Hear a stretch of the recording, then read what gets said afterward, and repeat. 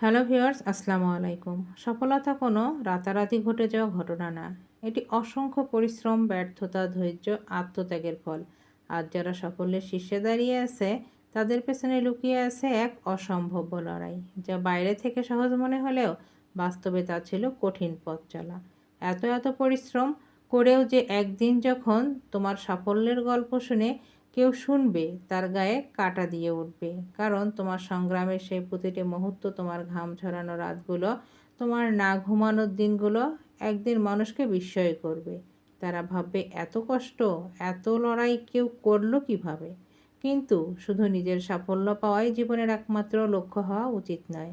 প্রকৃত বড় মানুষ সেই, যে অন্যের লড়াইকে অসম্মান করে না, যাকে দেখে ছোট মনে হয় তাকেও সম্মানের চোখে দেখে। কারণ জীবনে আমাদের কখন কোন অবস্থায় নিয়ে যাবে তা আমরা কেউ জানি না। আজ যে ব্যক্তি সংগ্রাম করছে, কাল হয়তো সে বিজয়ের শিখরে উঠবে।